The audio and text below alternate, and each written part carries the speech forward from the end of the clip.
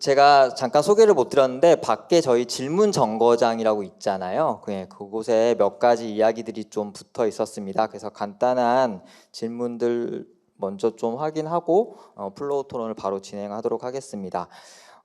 두 가지인데요. 농산물 직거래와 빈곤층의 지속 가능한 건강 식단은 어떻게 실현시킬 수 있을까요? 그리고 관련되어서 또 먹거리와 국제연대의 문제를 고려하면서 공정무역이라는 방법을 떠올리는 경우가 많은데 농해 주체화라는 견지에서 공정무역이 조응할 수 있을까요? 공정무역은 중산층만을 위한 걸까요? 이런 질문이 있습니다. 혹시 김진아님께서 혹시 고민이 좀 더 있으실 것 같은데 답변해 주실 수 있을까요? 네, 아니야, 이렇게 하실 수 있는 거 하시면 됩니다. 사실 공정무역 얘기를 해서 그런데 인도의 농민분들이랑도 만나서 그분들은 수입을 하지 않지만 이제 한살님은 민중교역이라는 이름으로 이제 필리핀에 계시는 생산자분들과 이제 연대를 하기도 하는데요. 사실 공정한 무역보다 새로운 무역을 만든다는 차원에서 관계 중심의 민중교역이라는 이름으로 또 하고 있고, 근데 실제로 이 그러니까 비행기를 타고 넘어오는 일이 약간 탄소 발자국부터 해가지고 기후위기 시대에 약간 맞는 거냐라고 이제 이야기들을 많이 하시는데요. 사실 저는 그런 고민을 했습니다. 사실 아까도 살짝 말씀을 드렸지만 화석연료를 전혀 쓰지 않는 농업만이 기후위기에 대한 조금이라도 쓰면 약간 기후악당 이렇게 표현되는 게 과연 맞는가라고 하는 거에 대한 의문을 던지면서 이제 필리핀에 계신 농민들이 그 오랜 기간 동안 이제 농업이라고 하는 것이 국가의 착취의 수단으로 이제 이렇게 발현이 되다가 스스로 이제 삶의 자립을 위해서 이제 만들어가는 그런 생명의 터전에서 지금 당장 생계를 위해서 뭔가 우리가 먼 나라에서 연대할 수 있는 방법이 있다면 저는 일단 시작을 해야 한다고 생각하거든요. 근데 그런 것들이 그냥 단순히 탄소 발자국이라는 이유만으로 그냥 하지 않아야 되는 것이라고 이야기되는 것은 사실 저는 조금 조심스럽게 접근할 필요가 있다고 생각을 하고요. 또 이제 공정무역이라는 이름을 민중교역이라는 걸로 쓰는 건 단순히 우리가 물건을 거래함으로써 우리가 소비를 함으로써 그들의 삶을 유지한다라는 차원보다도 조금 더 연대 차원에서 먼 나라에 있는 민중들과 또 새로운 삶, 또 그쪽 이제 체제 전환이 될 수도 있겠죠. 이런 삶들을 만들어 가기 위해서 관계적인 차원에서 연대한다라는 차원의 민중교육이라는 표현을 쓰고 있는데 그렇게 같이 고민을 좀 해봤으면 좋겠습니다. 굉장히 어려운 문제라고 생각을 하고요. 첫 번째 질문 사실 제가 조금 긴장해가지고 잘 못 들어서 혹시 다른 분 대답해 주실 수 있는지. 혹시 네. 송홍규님 혹시 이야기해 주실 수 있을까요? 지역 먹거리 계획과 연관지어서 농산물 직거래와 빈곤층의 지속 가능한 건강 식단은 어떻게 실현시킬 수 있을까요? 이런 질문이었습니다. 네, 그러니까 꼭 직거래로 한정하지 않고 최근에 이제 이것도 뭐 체제 내에서 이루어지는 것이긴 하지만 지속 가능한 공공조달이라고 하는 방식이 국제사회에서도 상당히 중요한 정책적 수단으로 되고 있는데요.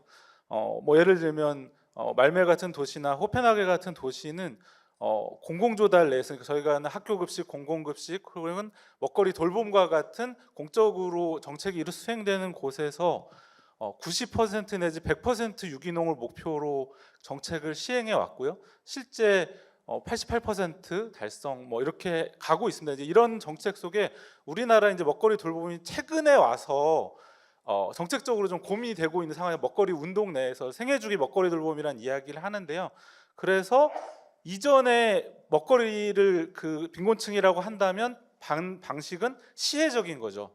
그래서 푸드뱅크에 누군가가 기부를 하면 그거를 좀 나쁜 먹거리들은 좀 그 안에서 걸러내고 그분들을 최대한 잘 도달하게 한다 이런 식의 관점이었다면 먹거리의 기본권이라고 하는 인권적인 관점에서는 누구나 이제 건강한 먹거리를 접할 수 있는 경로를 만들고 그 경로에 그럼 어떤 먹거리가 가야 되냐라고 했을 때 지속 가능한 공공 조달에서는 가족농이 생산한 건강한 먹거리를 정책을 통해서 먹거리가 필요한 돌봄과 먹거리가 필요한 분들에게 연결한다. 이제 이런 접근을 하고 있습니다. 근데 국내에서는 현재 이런 것들이 민간의 운동으로만 이제 전개가 되고 있는데요. 이거를 이제 저 같은 경우에는 정책적으로 접근하는 방법이 있다고 생각을 하고 이제 그런 고민들을 하고 있습니다. 그래서 짧게 한 사례 말씀드리면, 우리나라는 푸드뱅크도 그렇고 시설 급식이 코로나 때 완전히 다 문을 닫았잖아요. 다 셧다운을 했는데 외국에서는 오히려 그걸 계기로 해가지고 지역사회에서 꾸러미를 만들고, 그 꾸러미가 그 시설에 갈 수 없게 된 코로나 확산 문제 때문에 그 분들에게 전달이 되는 방식으로 또 새로운 대안들이 많이 만들어졌었거든요. 이제 이런 것들을 좀 다양하게 모색을 할 필요가 있지 않을까 싶습니다. 네, 그러면 저희 오픈 카톡방에 질문 한 가지만 다시 좀 이야기를 나누고 바로 플로우 토론으로 이어지도록 하겠습니다. 림보님이 올려주신 질문인데요. 이주 노동자들이 이 농촌 사회에서 겪는 차별과 배제와 관련해서 어쨌든 이 농민들이 이주 노동자들을 이제 고용하고 농사를 짓는 과정에서 이제 여러 가지 차별과 배제가 일어나는 상황인데, 이런 것을 어떻게 잘 돌파할지 고민이 필요할 것 같다라는 의견을 좀 남겨주셨습니다. 관련해서도 좀 뭐 발제 과정에서 좀 언급이 됐었고 이야기가 됐었는데 관련해서 좀 이야기를 나눠주실 분이 계실까요? 네.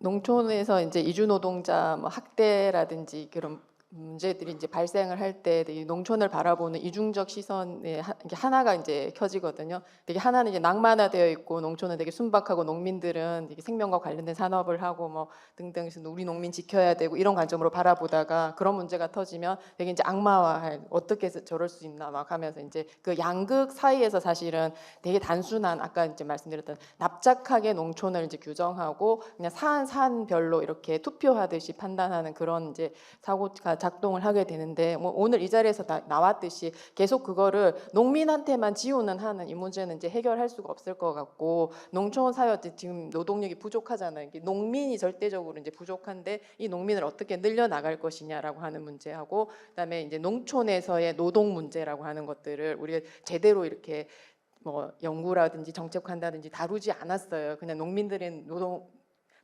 노동은 노동이라고도 부르지 않죠. 그냥 농사라고 하는 것 속에 이제 다 포괄되어 있는 것인데, 그 속에서 나타나는 다양한 이제 분화된 위계들과 이제 노동의 어떤 방식들과 권력의 이제 편차들이 있는 것인데, 그거를 함께 이제 해결해야지만 이 문제는 해결해 나갈 수 있다고 생각을 해요. 덧붙여서 이제 그 말씀드리고 싶은 사례가 하나 있는데, 1945년 이후에 인도 농민 운동이 두 갈래로 이제 전개가 되거든요. 하나는 소농 중심의 운동이고 하나는 대농 중심의 운동인데, 이전까지 농민 운동은 다 소농 중심의 운동했단 말이에요. 그래서 제국주의에 투쟁하고 지주들한테 저항하고 하는 운동들을 펼쳐 오다가 45년 이후 인도도 마찬가지로 그 화석 자본에 기반한 이제 산업화 기계화의 어떤 농업 혁명을 통해서 대농들이 이제 등장을 하게 되는데, 요구 사항이 달라요. 그러니까 소농들이 주장하는 거는 농업 환경을 개선하라고 하는 거예요. 왜냐면 그 비료라든지 이런 것들이 굉장히 이제 살충제로부터 생명 안전을 위협받는 그런 상황에 놓이고, 그다음에 이제 지금 우리가 이제 목도하고 있는 이주 노동자들에 대한 이제 신체적인 학대라든지 정서적 이런 차별들이 가해지니까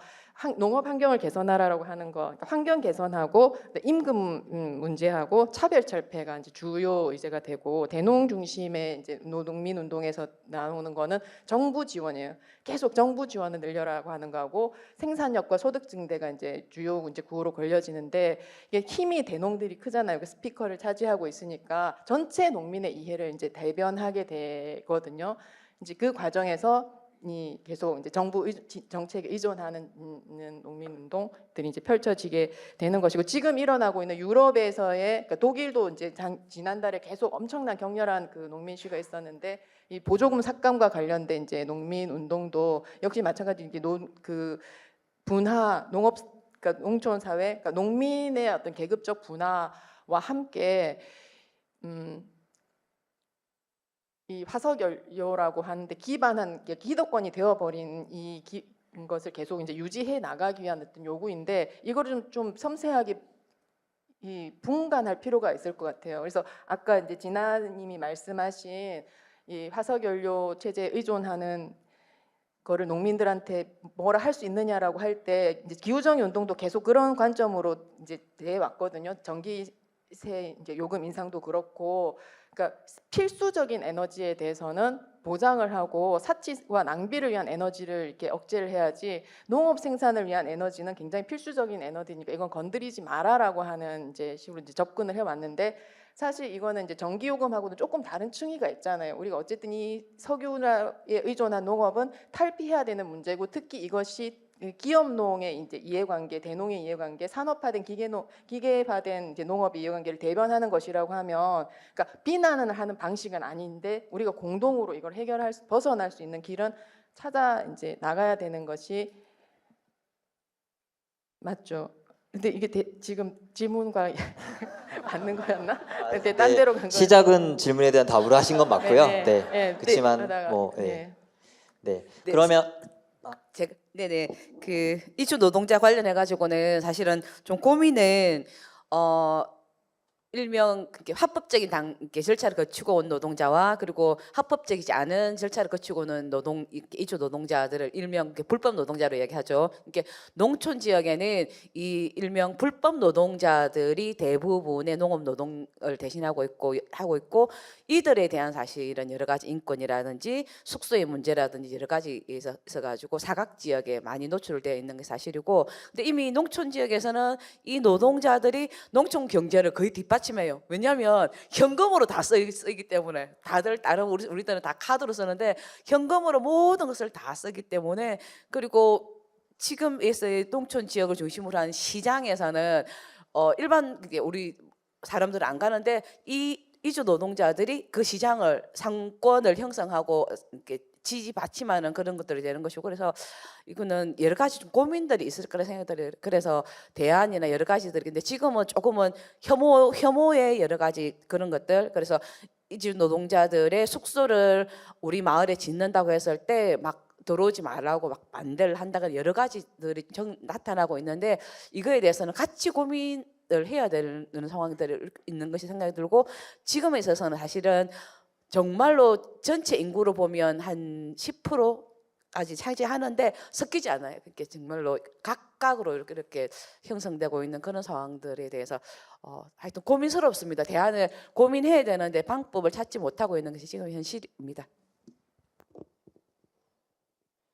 네, 그러면 바로 플로어 토론 진행하도록 하겠습니다. 오늘 이 농을 중심으로 한 체제전환 운동이라고 하는 좀 큰 이야기를 던진 거고, 실제로 이 체제전환 운동 포럼에 온 우리들이 얼마나 그동안 농촌, 농민, 농업에 대해서 중요한 어떤 삶의 어떤 우리 세계를 구성하는 주요한 어떤 부분이라는 것에 대해서 인식하고 있었는지, 왜 중요한지 이런 좀 묵직한 이야기를 던졌던 것 같습니다.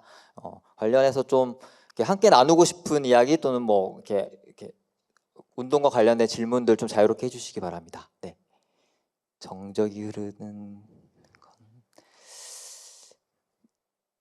네. 네, 저는 이제 질문이라기보다는 사실은 아까 자꾸 주체를 물었는데 모든 운동의 주체가 모두가 될 수 없지만 저는 농의 운동의 주체는 모두가 되어야 한다라고 생각을 합니다. 그러니까 연결되어 있는 모든 사람들, 사실은 안 먹고 사는 사람들은 없잖아요. 그리고 지구별에 발 딛지 않고 사는 사람들은 없기 때문에, 근데 문제는 다들 그렇게는 얘기해요. 모두가 주체라고는 하지만 어떻게 주체화할 것인가에 대한 이야기들을 좀 나눠야 될 때가 아닌가. 그냥 우리 도덕적으로 당연히 너가 이렇게 살아가는 세상이니까 이렇게 바꿔야 돼. 예를 들면 화석연료 쓰지 않고 땅을 살리고 생명을 살리는 농사를 지어야 해 라고 하는 요구를 넘어서서, 그러면 그 농사가 가능하도록 하는 우리 전반의 의식들은 어떻게 만들어 나갈까가 저는 더 중요하다라고 생각을 해요. 그러니까 당연한데 당연한 것을 우리가 못하고 있는 거잖아요. 그때 걸림돌들이 무엇일까라고 생각해 봤을 때, 여전히 내 삶들이 너무 바쁜데 우선 내 우선순위에서 밀리고 있는 것이 저는 농이라고 생각하거든요. 가장 우선시에 둬야 되는 것인데, 그래서 저는 지역 안에서 함께하는 운동들이 가장 중요하지 않나. 우리가 지금 이 자리에 오신 모든 분들이 이 농의 문제를 굉장히 중요한 나의 삶의 문제로 가지고 소속되어 있는 모든 곳에서 모든 행사를 준비할 때 이걸 놓치고 가고 있진 않는가. 우리가 준비하는 이 준비 과정에서 작은 먹거리에서 우리가 놓치고 있는 것들이 무엇인가. 너무나 쉽게 빠르게 가벼운 돈으로 준비할 수 있는 것들을 준비하고 있지 않는가를 먼저 검토하는 데서 그 연결 지점이 시작되지 않을까라는 생각을 해요. 저희 뭐 사회 전반 운동을 하는 모든 곳에 가봤을 때 먹거리를 대하는 태도들이 저는 굉장히 소홀하다고 생각하거든요. 거기서부터 좀 시작했으면 좋겠다라는 제안을 드리고 싶고, 정말로 호미를 드는 사람들이 저는 도시 안에서도 늘었으면 좋겠고, 작은 공간에서 내가 직접 뭔가 씨앗을 뿌려보는 노력들을 함께 했으면 좋겠습니다. 네.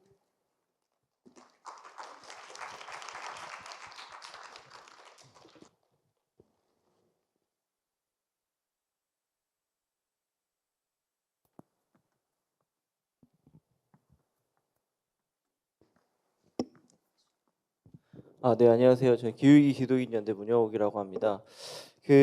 저는 이제 이 최유정님이랑 문영규 이사장님 말씀해 주셨던 이게 이제 소비자의 먹거리를 공급하는 이제 주체로서 인식되는 것을 넘어선 어떤 이제 체제 전환의 주체로서 이제 농업과 농촌이 이제 이 사고가 전환돼야 되는, 개념 자체가 전환돼야 되는 이제 그런 확장성이 되게 중요하다라고 생각이 돼요. 근데 이제 연원님께서 또 말씀해 주셨던 이 지금은 많이 없어진 농활을 저는 그게 진짜 중요하다고 생각되거든요.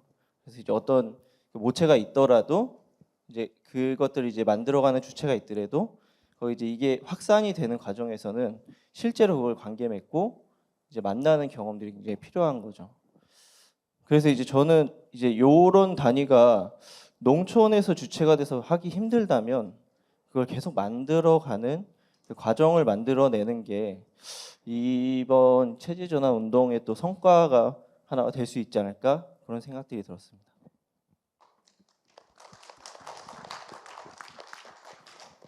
네. 저도 오늘 세션에 대한 관심이 가장 많았는데 사실 너무너무 재밌었거든요. 왜냐하면 여기서 나왔던 이야기들이, 저는 농사를 짓는 사람은 아니지만 농사를 대대로 짓던 집의 딸이었고 또 녹색당 활동을 하면서 주변에 이런 젊은 농민들의 이야기들을 들었는데, 그들이 뭔가 이런 사회 운동을 하든 하지 않든 되게 그냥 일상을 살아가면서 호소했던 어마어마한 이야기들, 축적됐던 이야기들이 사실 저는 사회 운동의 장에서 쉽게 듣지 못했었는데, 오늘 이 자리에서 너무 막 그런 것들이 이게 쏟아지듯이 듣는 것이 주는 어떠한 쾌감 같은 게 있는 것 같아요. 저 또래의 어떤 이런 사회 운동을 하고 한살림 활동을 하시는 농민들은 농사를 짓기 위해 부모 세대부터 지었던 빚을 다 떠안으면서 막 활동을 한다든지, 그리고 말씀하셨던 스마트팜이라든지 우리가 살던 시골이 막 개별 농지가 되면서 막 그냥 마을이 다 무너지는 이야기부터 시작해서 정말 무수히 듣던 얘기들인데, 이제 제 고민은 사실 이런 사회 운동이나 체제 전환을 이야기하는 사람들은 소위 그런 일반 농사를 짓고, 그리고 되게 이게 관행농이라는 단어가 되게 예민하게 이 영역에서 항상 호명되는 것 같아요. 그러니까 그런 이들이 되게 오랜 시간 동안 삶을 살아오면서 계속 해소되지 않았던 그 문제를 이 사회운동 영역에서는 어떤 정책적 접근으로 거기에 응답을 할 것인지가 전 되게 중요한 부분이라고 생각하는데, 그러니까 관행농이란 단어 하나로 쉽게 구분지어지는 것이 아니라 그들에게 무엇을 보장하고 어떤 정책 시스템이 도입됐을 때 그들이 쉽게 우리와 함께, 전 얼마든지 함께 할 수 있다고 생각하는 부분이 있거든요. 그래서 저는 지역 차원에서 고민하는 건, 얼마 전에 이제 농업에 관련된 지역 예산을 봤는데 되게 놀라웠어요. 대부분의 예산이 농업 기술에 다 들어가고 아니면 다 스마트팜인 거예요. 근데 저는 도시에 사는 사람으로서 보면 요즘 출생률 때문에 결혼해서 애 낳으면은 몇 천만 원씩 준다고 그러고 주택도 다 지원해 준다고 이러는데, 이 같은 충북이라는 공간에 살면서 이것에 이런 불균등함이 너무 크게 다가오는 거죠. 그리고 또 주변에 저희 가족분들이 얘기하시는 걸 보면 청년들이 큰 맘을 먹고 농사를 지으러 들어왔는데 아이를 키우려면 농사만 짓고 주로 출퇴근은 또 도시에서 산다는 거예요. 근데 그렇게 하면 농사가 잘 지어질 수가 없다고 막 그런 얘기들을 하시거든요. 그래서 저는 되게 농업 운동이 되게 엄청나게 확대되면서 뭔가 이런 기본소득 문제라든지 먹거리 문제가 되게 중심의 이슈가 되긴 했지만 지역에서 보면 여전히 당장 지역 차원에서도 지역 예산으로 뭔가 크게 개편할 수 있는 것들이 있음에도 불구하고 어떤 지점에선 그런 것들이 되게 소외되는 것 같고 제가 요즘에 느끼는 건 지역의 예산으로 어떻게 하면 농촌에서 사람들이 그냥 들어가서 살아도 편할 만큼의 공공성을 확보할 수 있는지 어떤 예산을 대폭 농촌에 투입했을 때 어떤 시설과 기반을 만들었을 때 사람들이 당장 가까운 도시에서 살고 갈 수 있는 장소가 될 수 있을지 이런 고민들을 많이 하게 되는데요. 뭔가 오늘 토론자분들이나 발제자 중에 이런 지역의 예산에서 당장 이런 농촌이나 이런 문제들을 좀 해결할 수 있는 정책이나 대안들에 대한 고민도 있으신지 좀 궁금합니다.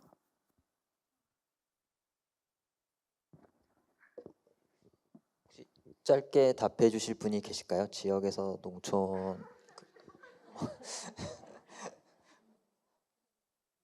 문영균님께서 좀 예. 정말 권력이 있었으면 좋겠어요. 지역에서 제가 그러면 이장 가지고는 안 되고 저희 지금 34세 이하 농민 청년 농민이라고 할 수 있죠. 그 인구가 평균적으로 0.4%인가 그거밖에 안 된다고 하더라고요. 마침 저희 군에 이제 홈페이지 보니까 뭐 인구 정책과라는 데가 있고 거기서 농민 인구 통계 이런 게 좀 나와 있길래 좀 지난 거지만 봤는데 그 시골에서는 조례 청년이 49세까지예요. 만 49세. 그래서 귀농을 했던 후계농이든 현재 농촌에 살고 있는 농민으로 등록된 청년들을 대상으로 기본소득 30만 원씩 주면은 이게 자체 예산 가지고 가능한가 봤더니 너무나 쉽게 가능한 예산이더라고요. 이제 청년들 귀농을 돕는 일을 하다 보니까 거기까지 이제 고민을 하게 됐던 거지만 저는 그 당장 기본소득이 그 재원을 마련하기 어려운 이런 부분이 있다라고 하면 적어도 새로운 농민의 어떤 주축이 되어야 될 청년들을 대상으로 한 예산 변경을 할 수가 있다라고 생각을 하거든요. 그럼 지역마다 뭐 난리예요. 그 지역 소멸이다 그래가지고 인구 유치하려고 뭐 살아보기 뭐 한 달짜리 100일짜리도 있고 온갖 걸로 이제 막 시골로 유인을 하는데 사실 그 돈이 너무 아까운 거예요.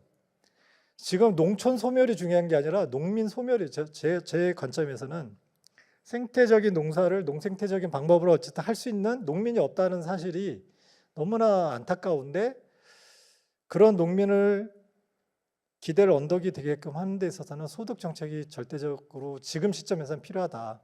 뭐 만능적인 뭐 해결책은 아니지만 그래서 그것을 가지고 이제 군수 면담을 요청하고 그 농정과장하고 면담을 하게 됐는데 어쨌든 지금 검토를 하고 있대요. 저는 이러한 것이 한 사례가 지자체에서 실현이 된다면 삽시간에 이거는 너도 나도 지자체에서 할 수 있는 일이기 때문에 할 거라고 생각이 됩니다. 그래서 지역에서 어떤 농민운동이나 어떤 지역 소멸을 걱정하는 어떤 세력이 있다면 그런 것들을 좀 시도를 해봐도 되지 않을까. 충분히 가능하거든요. 네. 답변이 될지 모르겠습니다. 네. 아니 여러분 저희 오늘은 점심시간이 1시간입니다. 네. 그러면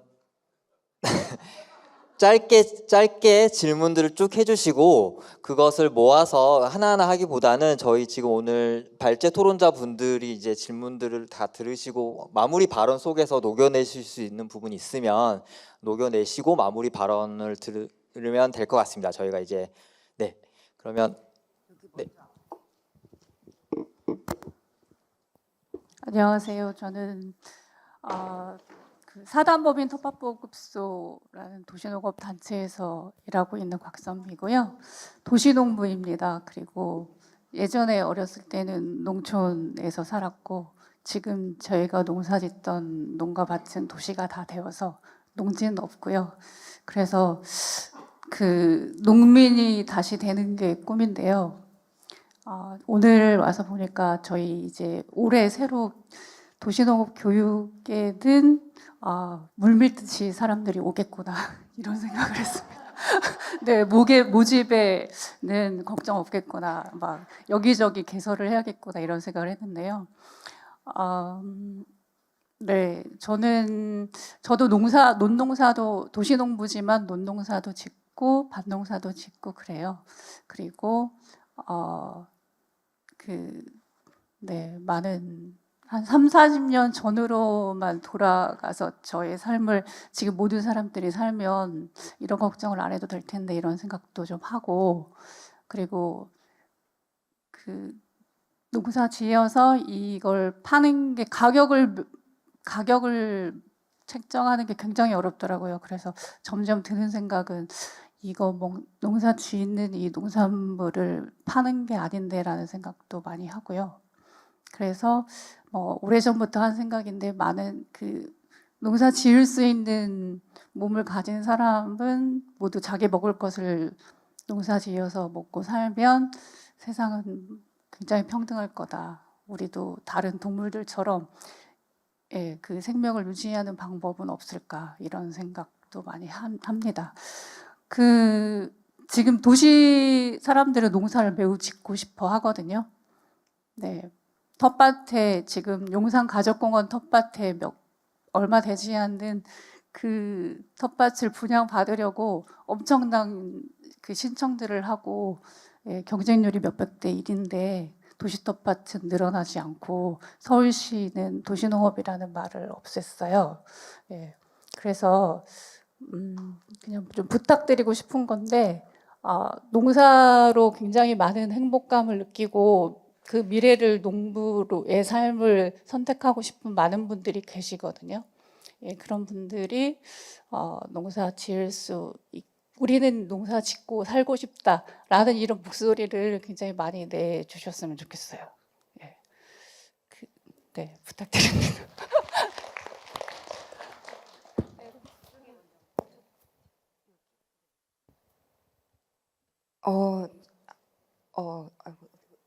네. 저는 사실 이거는 그냥 질문은 아니고요. 그냥 제가 되게 저는 뭔가 사실 죄송합니다.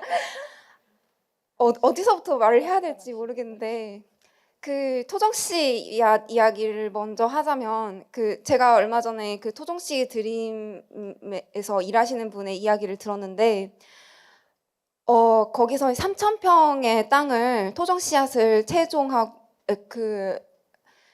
뿌려서 그 씨앗 채종하고 하기 위해서 그 3,000평의 땅을 두 분이서 농사를 1년 내내 지으신다는 얘기를 들었어요.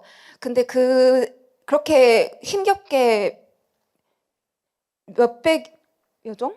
맞나요? 아무튼 100종이 넘는 효동 씨앗을 짓는 그것을 채종하는데 그 씨앗을 농진청에서 너무나 쉽게 최저임금을 주고 가져가서 자기네들이 그 기술력으로 어떤 토종 씨앗을 조합해가지고 무슨 새로운 뭔가를 만들어가지고 그걸 또 판매하는 그 방식으로 뭔가 운영이 되고 있다는 얘기를 듣는데, 근데 그것을 문제의식을 느끼고 이분들이 나서서 그걸 하지 말아야 되는 거 아니냐라는 어떤 분이 의견 제안을 주셨다고 했는데, 근데 이분들은 그래도 돈이 있어야지 사람을 일을 시키지 않느냐라는 말로 이제 그거를 하신다는, 그냥 그걸 농진청이 그렇게 하도록 내버려 둔다는 거예요. 그리고 농진청 직원 같은 경우는 파견 나와서 자기는 세종 씨앗에 대해서 아무것도 모르고 이거를 씨앗을 가지고 이제 새로 이제 더 많은 씨앗을 만들 수 있는 능력도 없고 자기는 쓱 둘러보고 그냥 가는 식으로밖에, 그런 방식으로밖에 그러니까 이 전문가라고 파견된 사람들이 전문가가 실제로 아니고 의사결정하는 사람도 전문가가 아니고 이런 상황에서 어떻게 농민이 개별 농민이 그 토종 씨앗을 더 넓게 그 농사 짓고 그러니까 뭔가 이런 걸 할 수 있는지에 대해서 이 두 명이 3,000평을 이걸 토종 씨앗 운동을 두 명이서 책임져야 되는 일인가에 대한 것도 좀 고민이 들고 이건 정말 자본주의 체제 전환의 문제랑 연관되어 있는데 여기 저로서는 아직 어떻게 이게 풀어나가야 될지 그러니까 네 아직 아이디어가 없어가지고 그냥 이 말을 우선 이런 상황에 대해서 공유를 하고 싶었고요. 네, 네. 저희가 이제 좀 마무리해야 될 상황이 됐습니다. 네, 그래서 지금 더 이상 플로우에서 이렇게 이야기를 듣지는 못할 것 같고요. 앞에 나와 계신 이제 토론 발제자분들 마무리 발언 듣고 마치도록 하겠습니다. 거꾸로 진아님께서 먼저 순서대로 마무리 발언 해주시면 좋겠습니다. 네, 더 많은 얘기를 못 나눠서 아쉬운데 사실 많은 아이디어 해서 막 농활도 해보자, 도시 농사 지어보자 이런 얘기를 해주셨는데 진짜 여기 모인 분들이랑 같이 해보고 싶다는 생각을 했고요. 사실 농활은 너무 쉽게 봉사활동, 농촌 체험활동 이렇게 된 게 뭔가 하는 사람들도 사람을 모아야 되니까라는 거에 쫓겨가지고 자꾸 언어를 바꾸다 보니까 점점 그렇게 되는 것 같아요. 그래서 아예 처음부터 정치적 활동인데 가자 이렇게 해서 같이 갈 수 있었으면 좋겠고, 그리고 제가 도시농사 해서 생각난 분들이 계신데 여기네요. 대방동의 개발지구에다가 농사를 지으시는 분들이 있어요. 벗밭이라고 이제 먹거리 대한 거 하시는 분들인데. 그런 식으로 뭔가 우리 영역을 물론 이제 집주인이 나가라고 해서 나가긴 했지만 어쨌든 그런 식으로 계속 우리 영역을 도시 내에서도 가져오려고 하는 그런 움직임들도 되게 재미있을 것 같고요. 그래서 여기 모이신 분들이랑 앞으로 더 많은 관계 맺으면서 다양한 것들 해보고 싶었습니다. 네, 감사합니다.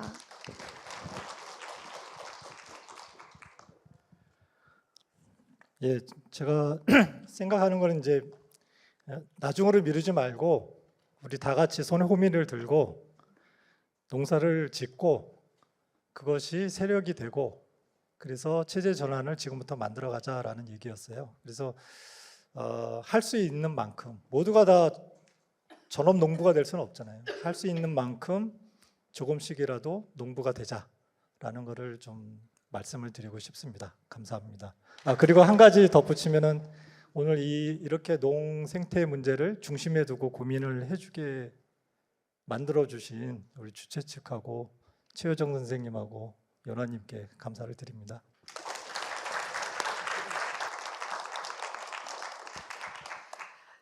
철도 노동자들이 파업을 할 때 우리가 같이 외쳤습니다. 조금 불편하지만 괜찮습니다. 괜찮다라고 이야기했듯이 지금의 농업 농민들이 어려운 처지에서 사실은 가장 기본적인 것은 농산물 값에 있어서 공정한 가격이 보장되어야 되는 것이고 우리가 비싸도 괜찮다가 아니고 공정한 가격을 받을 수 있도록 농민들을 지지 지원하는 그런 힘이 모아져야 된다는 생각이 들고 그리고 마지막으로 아까 우리 마지막으로 말씀하신 선생님의 말에 충분히 동의하면서 사실은 농민이 진짜 농사 짓고 판매하고 무슨 새로운 농법을 연구 개발하는 것까지를 모두 이 농민의 몫으로 특히나 농생태학이나 대한농법에 있어서 이것을 해야 될 실제 기관은 정부 기관에서 스마트팜을 지원하는 것만큼의 반이라도 새로운 농법, 농생태학 농법, 대한농법에 대해서 연구하고 지원하고 그것을 농민들에게 어떻게든 알려내는 그런 활동들을 해야 되는데 그것은 전무하는 것이고 농민의 그런 연구 결과를 그렇게 한다는 것에 대해서 정말로 같이 분노합니다. 그래서 같이 우리가 대안을 고민하고 모색하는 그런 자리가 되었으면 좋겠습니다. 감사합니다. 네, 저는 농활이 무너져가기 시작하던 시기에 이제 학교를 다니고 학창 시절 내내 농활을 하면서 농가대학을 나오기도 했지만 이제 그걸 계기로 농해에 대한 고민을 가지고 단체 상근자부터 연구자까지의 과정을 거쳐왔는데 오늘 플로 토론에서도 그렇고 많은 분들이 다양한 실천에 동참하고 계시다는 생각이 들었습니다. 도시농업, 토종 씨앗, 식생활과 관련한 다양한 실천들 이런 과정들을 이제 모아내는 것이 지금 이제 체제 전환 운동의 새로운 어떤 흐름을 만드는 데 되게 중요한 일인 것 같고요.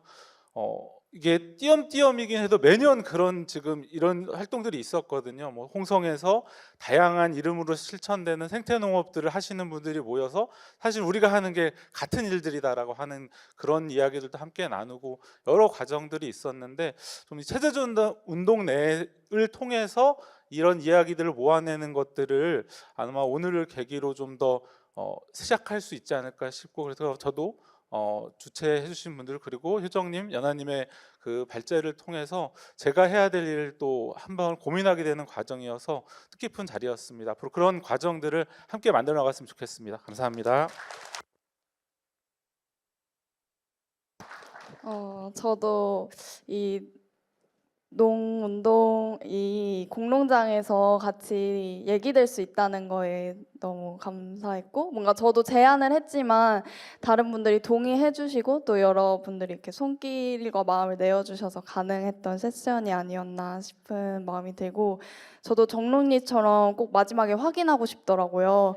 나도 농운동에 주체구나 하시는 분 마음이 들었다면 다들 손을 들어주시면 너무 감격스럽네요. 이 포럼 준비하면서 이제 우리가 이 포럼으로 끝낼 게 아니라 정말 같이 앞으로 계속 운동해 나가자 이렇게 얘기를 했었는데, 정말 그 운동에 함께 해주시고 또 연대해 주시면 감사하겠습니다. 감사합니다. 네, 오늘 소멸에 대한 얘기가 또 나오기도 했는데, 전 사실 소멸이라는 말을 되게 싫어하고요. 소멸에 저항한다고 항상 얘기를 해요. 왜냐하면 소멸은 되게 어쩔 수 없는 상황 때문에 불가피하게 일어나는 자연스러운 일처럼 보이잖아요. 근데 그렇지 않고 지금 농촌에서 일어나는 일들은 아주 오랜 시간에 걸쳐서 일어나는 느린 폭력의 형태로 발생하고 있는 에코사이드이고 제노사이드라고 생각하고, 이 학살에 저항하는 것이 지금 체제 전환 운동에 나서고 있는 모든 이들의 과제라고 생각을 합니다. 근데 아까 오늘 이제 문영규님 발표 속에서 그 거점을 만들어야 된다라고 하는 것에 되게 크게 공감을 하는데, 그 거점이 돌봄의 거점, 그러니까 우리가 서로 돌보면서 이렇게 끈질긴 싸움을 해 나갈 수 있는 그 거점인가 동시에 또 저항의 거점이기도 해야 된다고 생각을 해요. 그래서 저항과 돌봄이라고 하는 거를 항상 마지막에 또 이야기를 하는데, 이 자리에서도 좀 같이 말씀을 드리고 싶어요. 그래서 저항 없는 돌봄은 공허하고 돌봄 없는 저항은 맹목이다. 저항과 돌봄을 함께하는 그런 실천들을 해 나가자라고 말씀을 드리고 싶습니다. 네. 수고 많으셨습니다. 네, 농을 중심으로 한 체제전환 운동 앞으로 함께 잘 고민해 갔으면 좋겠습니다.